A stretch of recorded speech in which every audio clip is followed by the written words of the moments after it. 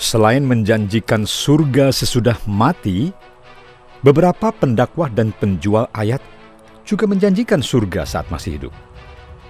Mereka mengiming-imingi keuntungan menggiurkan melalui investasi rumah, batu bara, hotel, kampung kurma, kemudian kripto dinar, butik, minimart, dan bisnis lainnya. Kesemuanya berbungkus syariah, tapi semuanya bodong, amsyong. Ya, baru-baru ini Ustadz Imut Yusuf Mansur yang bermasalah karena meraup ratusan miliar, bahkan triliunan dari umatnya yang takzim dan percaya.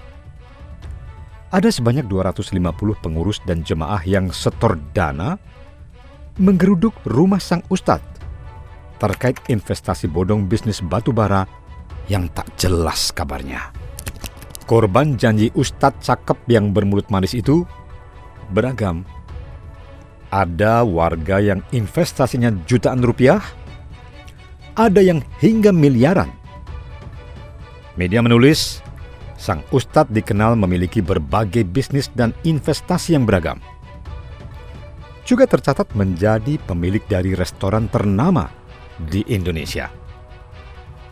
Dia konon juga membeli saham PT Bank MNC Internasional, PT Info Media Digital, dan juga punya saham BRI Syariah. Selama 12 tahun, para penyetor dana berharap hasil keuntungan sesuai yang dijanjikan. Besaran hasil keuntungan yang dijanjikan ini berbeda-beda, tergantung dari nilai investasi masing-masing yang seharusnya didapatkan per bulan. Sebab, sesuai janji, perusahaan batubara itu diduga menerima investasi itu mengirimkan batubara per bulan. Karena keuntungan tak kunjung datang, sebagian dari pengurus dan jemaah masjid menggeruduk kediaman sang Ustadz di Ketapang, Cipondoh, Kota Tangerang. Mereka minta kejelasan soal investasi batubara itu. Ustadz yang dicari pun tak ada di tempat. Pengacara tampil sebagai bempernya. Lagi-lagi, amsyong. Begitu sedekah nih Avanza, Mas nggak hilang mobil. Karena tetap punya mobil, yakni mobil Kijang. Bedanya, mobil Kijangnya ini sewaan. Oke? Bisa dipakai selama 6 bulan. Bagaimana kemudian nanti bulan ke-7? Bulan ke-7 kita serahkan sama Allah Subhanahu wa taala. Allah akan mengganti 100 juta dikali 10, 1 miliar. 1 miliar beli aja mobilnya lagi. Subhanallah. Mau salaman kira-kira? Subhanallah. Luar biasa.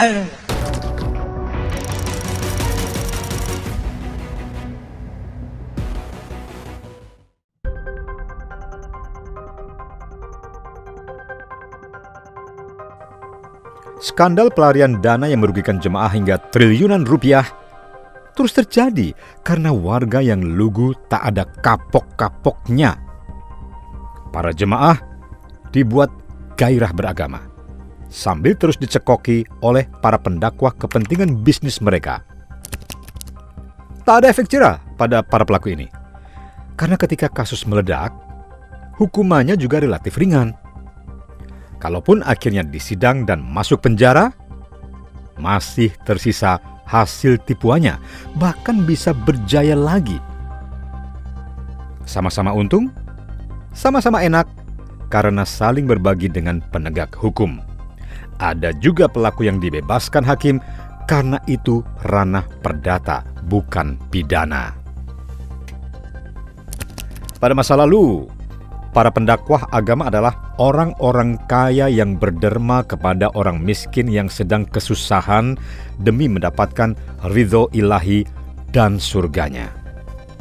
Nah, pada masa kini, orang-orang miskin berderma untuk para pendakwah agama yang ingin menikmati gemerlap dunia. Orang-orang miskin menyejahterakan para pendakwah yang ingin naik Harley Davidson, Jeep Rubicon, Alphard, Mercy, yang ingin menambah istri, wisata ke Singapura, dan Australia. Ajaran agama yang suci kini dijejalkan lewat ceramah, dan cenderung jadi indoktrinasi atau ajang cuci otak oleh para pendakwah. Ini membuat jemaah yang ingin taat agama merosot kecerdasannya, menyusut daya kritisnya, cenderung taklid buta. Orang Jawa bilang, pasrah bongkoan. Dari pekerja harian hingga pegawai BUMN, PNS, hingga menteri selevel S1, S2, hingga S3 pun bisa kena. Masih segar ingatan penipuan kasus agen umroh First Travel yang merugikan jemaah hingga nyaris 1 triliun rupiah dan korbannya orang-orang susah. Uang yang disetorkan tak kembali. Digunakan pelaku untuk membiayai hidup mewahnya yang bak ratu dan raja. Pelaku kemudian tetap aman walau harus masuk penjara. Ya, boleh jadi masih tersisa hasil rampokan mereka untuk hari tua kelak. First Travel ini bukan pertama dan bukan terakhir bisnis bodong dengan bungkusan agama. Skandal Abu Tur bahkan nilainya lebih besar lagi, merugikan orang-orang kecil yang ingin beribadah dengan nilai total hingga 1,2 triliun rupiah. Tak lama kemudian, terungkap investasi bodong lainnya dalam berbagai modus. Semuanya dalam kemasan syariah dan islami. Memanfaatkan keluguan jemaah dan bodong penuh tipu-tipu. November 2020 lalu, Bareskrim Polri mengungkap kasus dugaan investasi bodong Kampung Kurma Group di Bogor. Perusahaan yang dibentuk antara 2017 hingga 2018 ini menjual kafling dengan total dana yang telah terkumpul sebanyak 333 miliar rupiah dan berhasil mengerjai tak kurang 2.000 orang penyetor dana. Kampung Kurma Group ini menawarkan 4.208 kafling dengan bonus sebuah pohon kurma untuk masing-masing kafling. Perusahaan yang diketahui kemudian tidak punya izin usaha perantara perdagangan properti itu juga menjanjikan akan mendirikan pesantren, mendirikan masjid, arena olahraga, kolam renang, dan fasilitas lainnya. Nah, saat terungkap, tak sebiji bibit kurma pun yang ditanam. Para penipu memanfaatkan gelombang massa umat Islam ketika peristiwa 212 dan 411. Memanfaatkan giroh umat Islam untuk membangun masyarakat Islami. Setelah peristiwa 212, banyak memang bermunculan bisnis bernuansa syariah. Di Provinsi Serambi Mekah, Polda Aceh mengusut dugaan investasi bodong yang dilakukan oleh Yalsa Boutique. Usaha konveksi busana muslim yang dimiliki pasangan suami istri ini mengumpulkan dana investasi mencapai 164 miliar rupiah dari 17.800 member tanpa mengantongi izin dari OJK. Yalsa Boutique menghimpun dana atau investasi dari masyarakat yang menyetor 500.000 hingga puluhan juta rupiah dengan menjanjikan keuntungan dari hasil penjualan baju dengan kisaran 30% sampai 50% yang diambil setelah 6 bulan. Namun, pada titik tertentu, pengelola kehabisan uang dan uang warga investor hangus.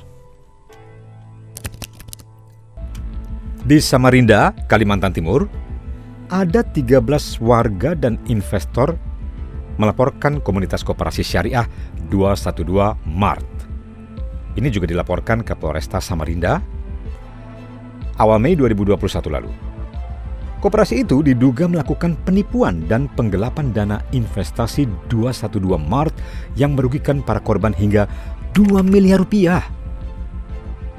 Kasus ini berawal dari tersebarnya tautan di WhatsApp terkait ajakan investasi dengan mendirikan toko 212 Mart pada tahun 2018. Gerai 212 Mart diinisiasi oleh komunitas 212 dalam bentuk perseroan terbatas, yaitu PT Kelontong Mulia Bersama. Metode pengumpulan dana investasi dilakukan secara terbuka dengan besaran minimal 500.000 hingga maksimal 20 juta rupiah. Secara bertahap, kemudian berdiri 3 toko 212 Mart.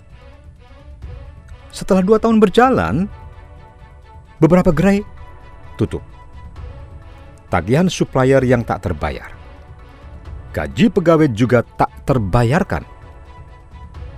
Laporan keuangan terkesan dibuat asal-asalan, mengakibatkan para penyumbang dana mulai curiga hingga akhirnya melaporkan ke polisi. Segala kemalangan yang kemudian menimpa umat ataupun jemaah ini biasanya dianggap sebagai ujian dari Allah.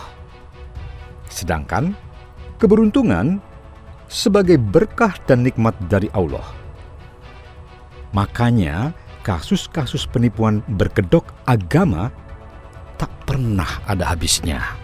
Bisa saya ngajak ngomong Anda semua, saya butuh duit 1 triliun buat ngegedein Petren. Bisa. Mau Anda patungan? Mau. Kalaupun mau dan saya terima duit Anda, maka saya akan makin bermasalah hari ini. Maka itulah saya ngamen, saya ngasong. Demi siapa? Demi Anda semua. Demi satu nama, Petren.